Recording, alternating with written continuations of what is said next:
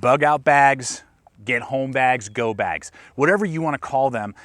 They are something that's very important in an emergency situation, getting you from a dangerous scenario out of that dangerous scenario to a safe zone. But for many of us, it's kind of overwhelming. You know, you see a lot of people out there putting tons and tons of money into a bug out bag. You know, I mean, hundreds and hundreds of dollars. And you may be sitting there, man, I'm on a really tight budget. I don't know if I'll ever get around to building something like that. Yes, I agree in the concept. Yes, it's important, but I just don't know if I have the time and the money to invest in some kind of scenario. So you ultimately just kind of give up and like, oh, maybe I'll just build a little EDC bag or something, and that's the best that I can do at this time, at this point in time. Well, guys, I am hoping that this will propel you and encourage you that you can build a very reliable, good system that can last you several days, help you out in a really dangerous scenario, and give you a leg up on that problem without having to break the bank. And so that's the concept with this video. Short-term emergency situation and getting to a safe zone. This is not a Book of Eli bag that I'm gonna, trek across America for 10 years and live out of this bag and live out of these contents. That's not what it's designed for. Down the line, we are gonna be doing more videos that have heavier duty gear in them that are in the hundreds of dollars possibly that you may have to invest in those bags. We are gonna do that down the line, but I believe that this bag that I have on me with the contents that are inside this bag is a great place to get started and will definitely encourage you to be able to start doing this process and start getting these emergency bags that you can put in your vehicles or in your home to help you in an emergency situation. So we're going to be focusing on cost and performance. Those two things have to weigh into each other, because I believe if you were to save $5 a day for 30 days, 1 month, $5 a day, you guys could build this pack that I'm about to show you and all the contents in it, or something very similar. So with that being said, folks, let's go ahead, jump to it, check out the bag, check out the contents, and I hope to help you build your very first budget bug out bag. So before we get into the ins and outs of the items that I'm gonna recommend to you today, we gotta look at the two things they're gonna carry and hold all of these gear pieces. The first off are hefty Ziploc bags. You don't want to miss these. Grab a box of these, grab maybe 10 of these, different sizes, whatever you want. A quart is minimum, I would suggest. Maybe you could get like a 5 quart if they have that. 4 or 5 quart Ziploc bag. You're going to use this to store a lot of your items, your medical kits, your fire kits, your food kit, all those different things. It's very lightweight, inexpensive, but it'll organize your pack as well as keep it water resistant and keep the critters out. The second is the pack. Now, if you already have a pack, awesome, use that if you're happy with it. If you need a pack to build this bug out bag kit out and to carry your gear, then I would recommend looking at the REI Flash 18. That's what we have here. Now this is an older model. They renew their models and do design tweaks about every 2 to 3 years. Now if you live in an area where there is an REI, go over there, check them out. They're great packs, lots of different colors, lots of different little options that they offer. If not, you can just go over to rei.com. I'll have a link in the description below. I love buying a lot of my stuff from REI. They have a great return policy and have reasonable prices, and particularly their REI brand stuff is very good quality. Because the reason that I'm suggesting this to you is not only its capability, its durability, but also its price. This is $35 for an 18-liter pack. And what this pack has to offer, it's basically just a dump bag, if you will. You have lashing points along the back here. I'm going to plan on doing some shock cord so I could, lash like a jacket or something. That's it though. There's no water bottle sleeves on the sides or anything like that. Again, that leads to the price. But a durable ripstop nylon, very lightweight. On the back side here, we're going to have a semi-rigid backing. It's just a piece of foam that's semi-rigid. You could pull it out if you wanted to and actually collapse this down small enough to put inside like your pocket, basically. But you're getting good breathable shoulder straps. You're getting an emergency whistle attached. This fits well on myself, and I'm a pretty big guy at 6'2", about 220. It does come with a belly strap as well, so that's all the exterior. Rides well. My brother, my dad, and I have been using these for literally about 5 to 10 years. Different versions. My dad had the oldest version. I got one a couple years ago. My brother picked up one like a year or two ago, and we've never had any sort of issues or problems. And then as you go into it, it does have a water bottle sleeve right here, water bladder sleeve. So it could do a water bladder sleeve, and it does have a little slit right there, and then it does have one little organized mesh pocket in here that you could put a few of the items we're about to look at today that you think you're going to have to get in and out of a lot. And then it's just a drawstring top. Again, they may have redesigned this. They may have a flip over design now, but this just zip or pull strings tight, and you're done. So that's a great pack. It's hard to find something with as many options and durability and comfortability at that price point of about $35 that RA offers. All right, so we're gonna go ahead and look at the first item here that I wanna show you guys today. I've been really excited about this item and using it for a while now and really enjoying its capability. This is the UCO Claris Pocket Lantern Flashlight. This is a 2-for-1 that we're looking at here. This is a AAA powered flashlight. It takes 3 AAA batteries. Now, if you've been watching the channel for a while, you know that in the past I've been much more of a AA powered guy, but as technology has progressed, AAA powered flashlights and lanterns and headlamps are getting more and more battery life, which is great, and they're giving more lumens at a longer period of time, and that's really great. And so I'm beginning to gravitate to some more AAA powered flashlights, and this is no exception because of its system. It's really small in the sense it fits in the palm of your hand, weighs about 4 ounces with those 3 batteries in there. And the cool thing is that it acts as a normal flashlight. You got this little button back here, and you can click through your different settings. It has a high, medium, and low, and then it also has a strobing feature. But what's awesome is that you can pull this out, and now you have a lantern. It has the capability with a little hidden ring in here to attach to different items, including this pack, or just to stand on its feet. And it's great because I'm able to not only use it as possibly like a signaling tool with that strobing and get a lot more visibility than just a flashlight would offer. If I'm having to work around a little location that I've stopped for the night, build a fire, I have a lot more illumination than just with a flashlight. And at $15, this thing is a steal. I mean, it's a screaming deal. Now, fire is a really important part of any survival bug out bag, get home, go bag system. This is what really works for me, not only in my bug out bags, but just also in my camping bags in general. So we're gonna take a look here at these items real quick. Bic lighter, I like high visibility for this type of situation so you don't lose them. Duh, I mean, do a mini or a full size, gonna be great. I found that the Swedish made Light My Fire steels are some of the best on the market for the price point. They have many different sizes. This is the smallest one that'll do 1,500 strikes, still launches sparks really well. It'll run you about $10. So the total investment of this entire fire kit is gonna be about $20 for all the items that you've seen here.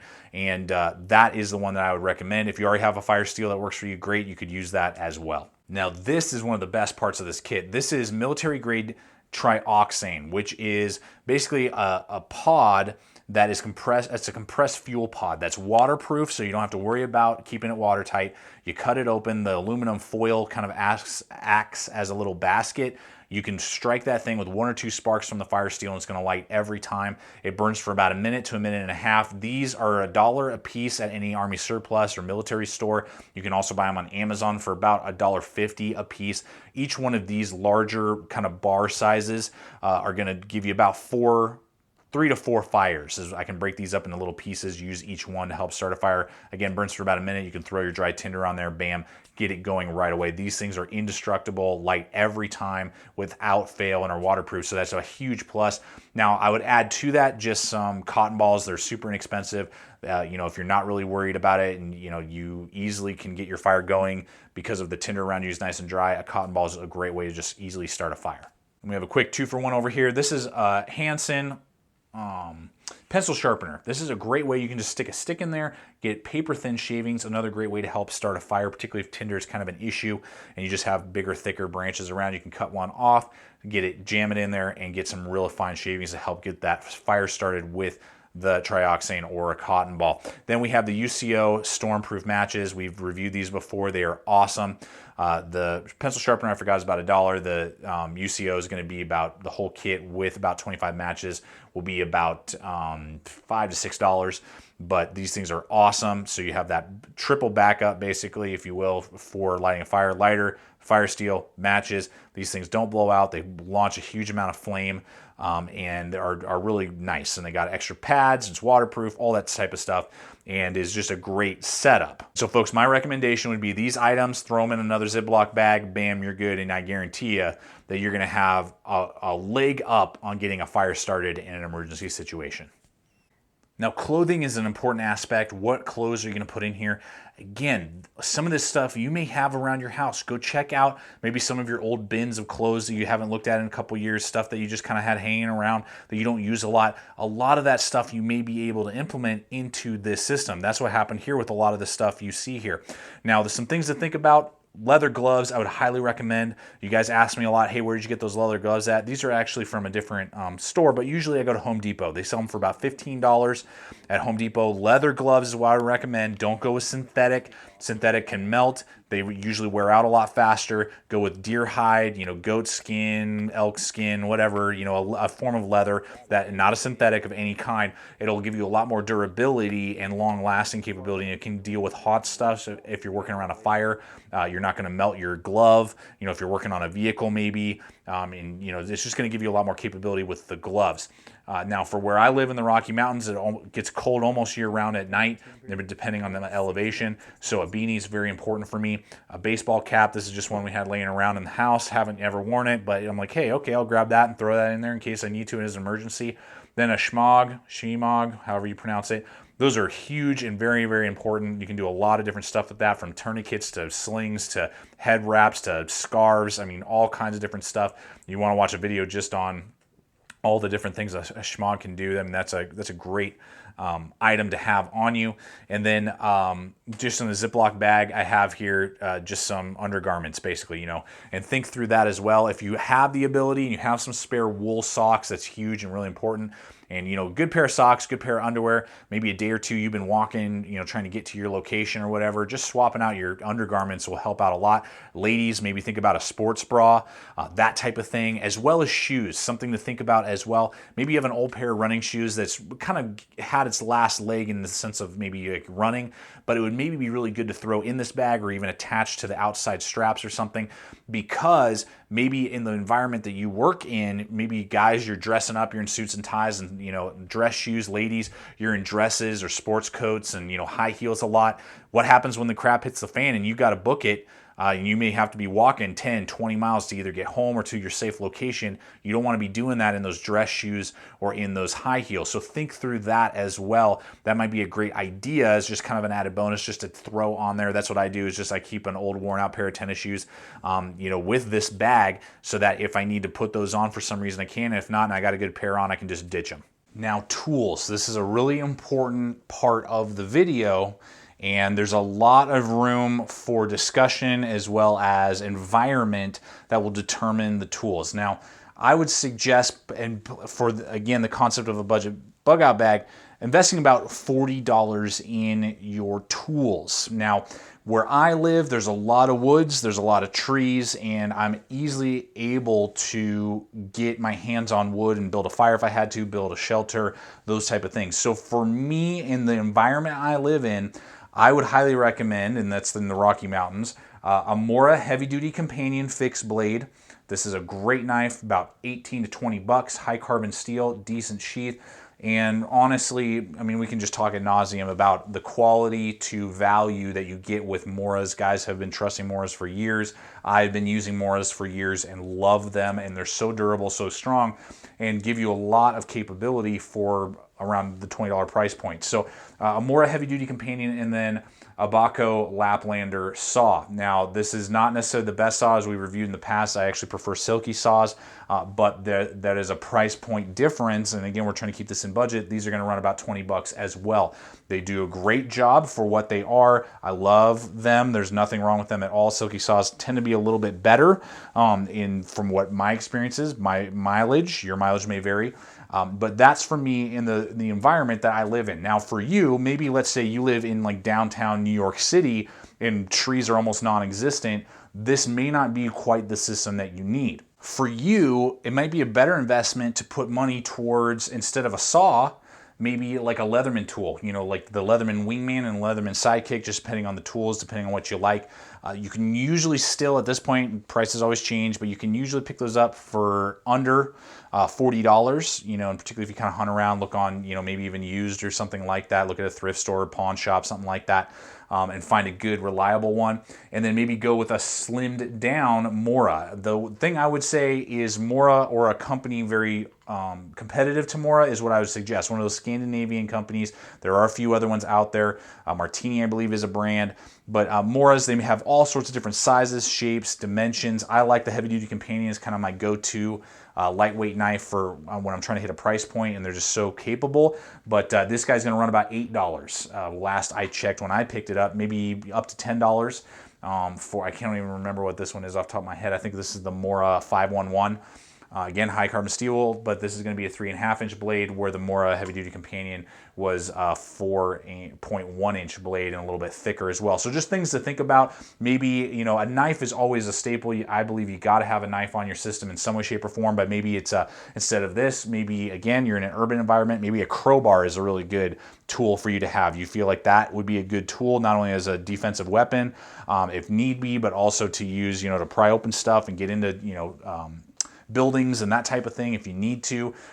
You know, things like that to think about. Maybe you're in a really heavy jungle environment and you're like, you know what, I don't need any of these tools. I just need a really good machete, and you're going to spend 40 bucks on a good machete. There are a few out there that you can get in that price range from Ontario Knife Company, and I believe K-Bar makes one that are decent, as well as, you know, just indigenous ones, you know, depending on where you live in the world. Maybe that's the best way to spend your $40. But think about that and plan on spending about $40 and which tool system is going to best work for you for this bug out bag. Now, medical supplies. Again, this is a short-term solution, so there are a lot of things, and you can really, you know, go down the rabbit hole with medical supplies. So this is what I feel is comparable, and again, this is just my mileage, what I think is worthwhile to have at a reasonable price point of $20 total investment in this thing. So what we have here is a SWAT tourniquet. These guys are good for a tourniquet. They're not great. There are definitely solid tourniquets that are designed only as that, that are going to perform a lot better, a lot quicker, can be done one-handed. You can do these one-handed. It's kind of tricky though. So if you are going to purchase this, know what you're doing with the tourniquet, do your research, and also do a little bit of practice is what I would recommend. But these are going to go for about $12. The reason that I'm recommending this is that in a pinch, it can be used as a tourniquet.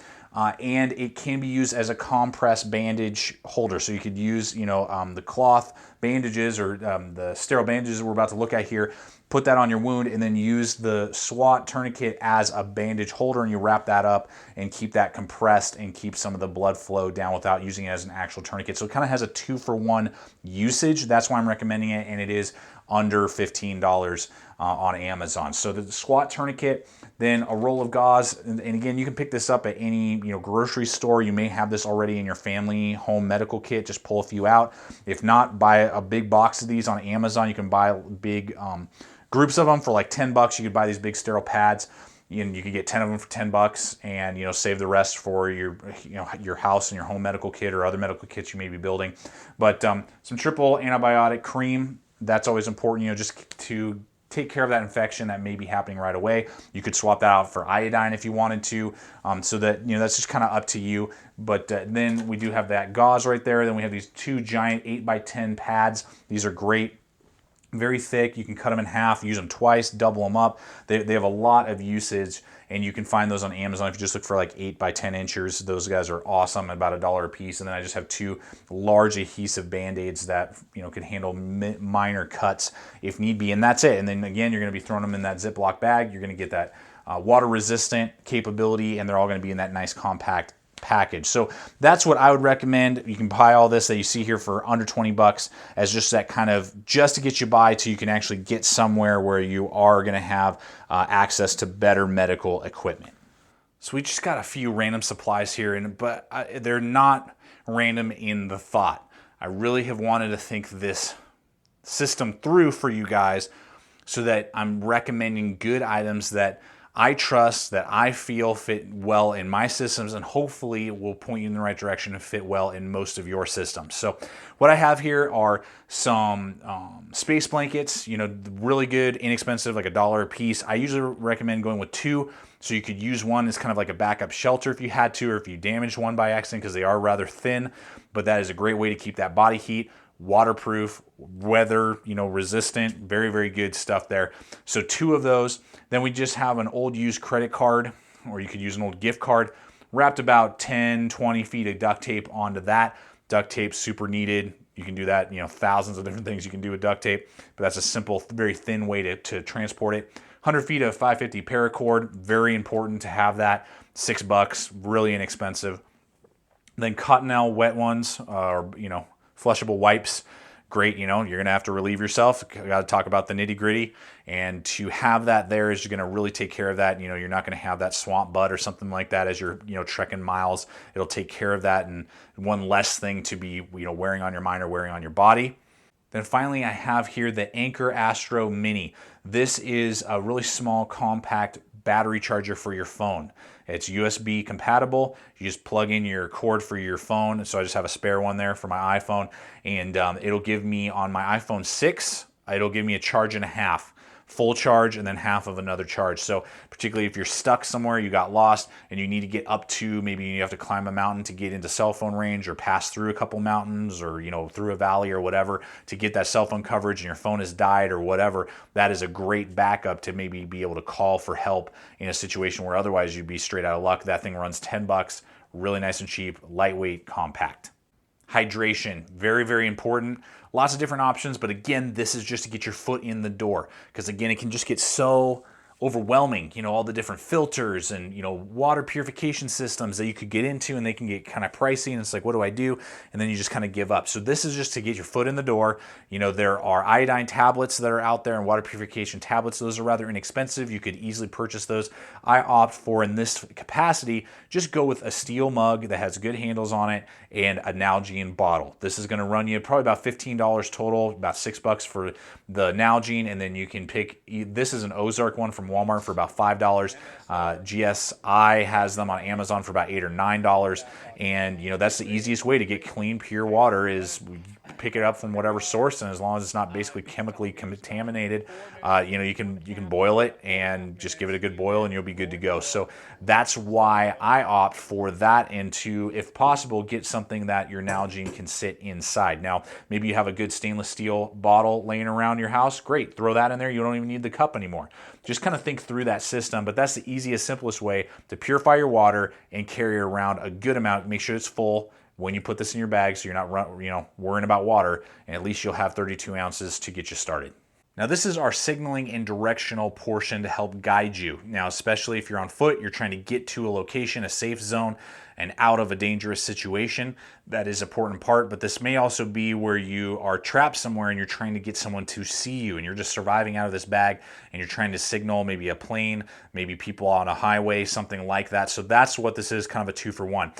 Now, in the middle here, we have a Brunton compass. This is just a very basic compass, but they make very high quality compasses for the price. About $10 is what you're going to pay for that. It does have a really good, easy way to read the directions. It's got all the degrees on the compass, 360 degrees. It's rotatable. I can read it on a map, and for the price, it's very doable and is much better than like just a $3 button compass. Much more reliable from what I've found. Then we just have a random, emergency whistle I had laying around. If you're into outdoor stuff, you may even have some of these products, again, just kind of hanging out, and you haven't really known what to do with them. Bam, you can snag one of them out of one of your other kits or whatever you need to do.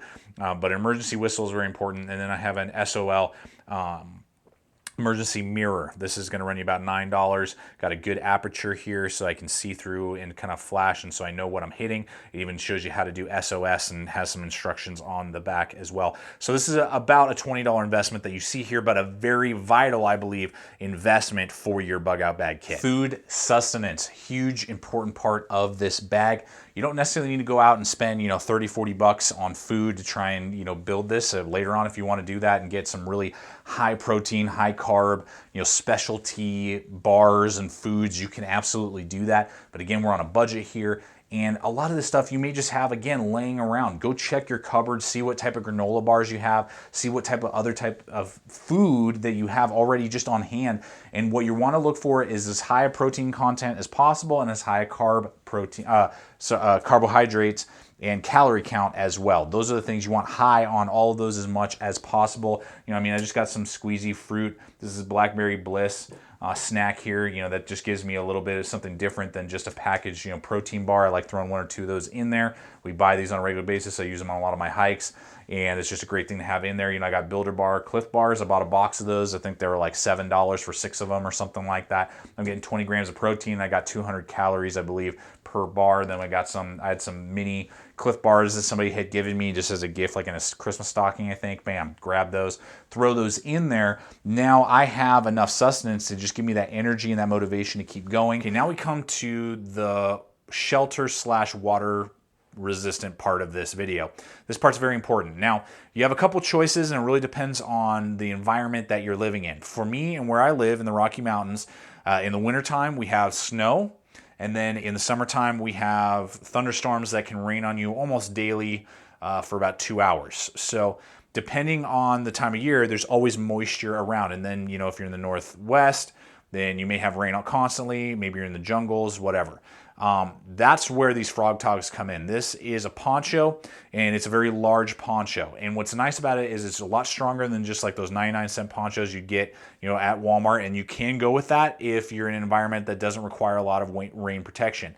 But I like these because they have a little bit of insulation. They're much stronger and they're much larger, so that instead of me having to invest into a tarp, which is not very portable and a lot larger and hard to hit a price point properly for a good tarp, this acts in not only a way that I can move, I can cover myself and my pack and not get wet, regardless if it's raining or snowing, and it kind of blocks some of the wind. But if I need to hunker down and take a few hours of rest, crash in front of a fire, or just hunker down somewhere, this is big enough that I can basically kind of curl up in a ball and either lay sideways, lean up against a tree, a wall, whatever, and it's going to protect me 100% all around me and keep me nice and dry for that amount of time. Then when it's time to go, bam, I can hop up really quick and go. I don't have to set up and like pitch tent or pitch camp and then break camp. I don't have to do that with this system. Now, for you, maybe you live in the desert and it's like, yeah, dude, it rains like 3 days a year here. Okay, great. Well, maybe just go with that 99-cent, you know, rain poncho as a backup, and then go with maybe like a $10 fleece blanket as a backup to those thermal blankets that we've looked at today. Those space blankets, something like that. So just think through your systems, think through whether or not the poncho is the right choice for you in this capacity, or if one of those really cheap 99-cent ones is a better one, and that it would be better to invest in some other type of item to take up that space and that price point. But these guys will run you about 10 bucks. Well, I hope that you've enjoyed this video, and as I've said, I really hope that it has encouraged you guys and empowered you to know that you can do it. And if you feel that this is something that's important to you and your family, I believe that with a little bit of endurance and just a little bit of tightening the budget, you know, maybe not going to Starbucks for a month, you could easily build one of these bags. So with that being said, folks, I really hope that you've enjoyed this video. Always remember to please subscribe, comment, like, share this video. Love to hear your guys' thoughts. Any questions that you may have, I'll try my very best to answer them to the best of my ability. As always, remember, stay equipped, stay prepared, and we'll see you out there.